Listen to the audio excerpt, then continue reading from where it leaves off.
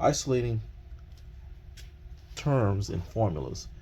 35.1. Okay, here we want to isolate for the r here. So we have a equals 4 pi and r squared.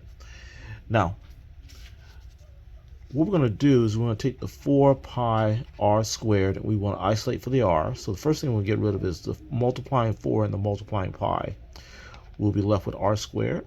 And then we'll get rid of the square here and we'll be left with r. And this is our goal, to have r isolated. So let's start off, how do we get rid of the 4 pi? Well, since it's a multiplying 4 pi, we can use a dividing 4 pi. And that will cancel it to a 1. So this will cancel to a 1, and then we'll have 1r squared. But whatever you do on one side, you do on the other. So we'll put another dividing by 4r here. And so what we have now is a divided by 4 pi. I said 4r, but 4 pi. And this becomes a 1r squared. Okay. Then to get rid of the square, we're going to use a square root on both sides. Now, I know I taught before that when you use a square root on both sides of the equation, you get the plus and minus. Here, technically you do get plus and minus, but the r is going to be defined as a positive number, typically in formulas here. It stands for radius. And since we don't work with negative radii, we're going to just have the positive answer. So this will be just r equals positive square root of a over 4 pi. Okay, next we have a equals a plus b plus c all over 3, and our goal is to solve for c. So we have a plus b plus c over 3. The first thing we're going to get rid of is the dividing 3. Once we get rid of the dividing 3, we'll be left with a plus b plus c. And then we will get rid of the a and the b, the adding a, the adding b, and we'll be left with c. So this is our pathway. Get rid of the 3, and then get rid of the a and the b. So to get rid of the 3, the dividing 3, we're going to use a multiplying 3. And the multiplying 3 will combine with the dividing 3 to become a 1. But what if you do on one side, you do on the other. So another multiplying 3 here.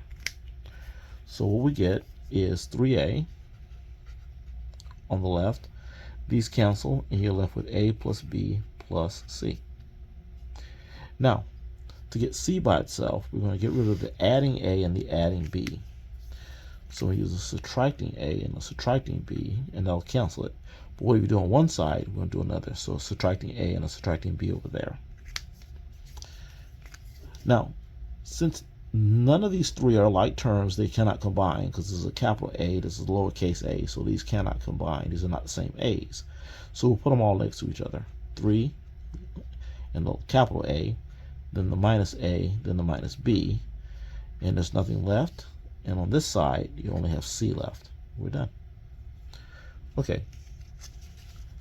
On the last one, we're looking for b. So we have a equals k times the quantity b minus c plus d.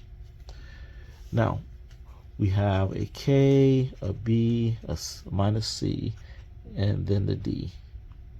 Oh, we're looking for b. Sorry. Thought we were looking for b. So first thing we want to get rid of is the multiplying k. That'll leave us with b minus c plus d. Then we want to get rid of the subtracting c and the adding d. And then we'll be down to a b. So that's our order. So first, get rid of the multiplying k. So we're just preserving the integrity of the original problem here. I'll divide by k on both sides. Okay, that'll make that 1. And on the other side, when you do the one side, you do to the other. We get a over k. So we have a over k equals, these cancel.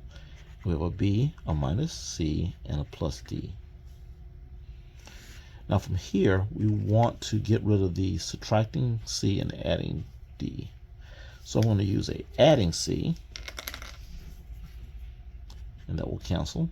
And cancel the plus D, we're going to say a minus D, and that will cancel those. Now whatever you do on one side, you do on the other, so a plus C and a minus D on the other side as well.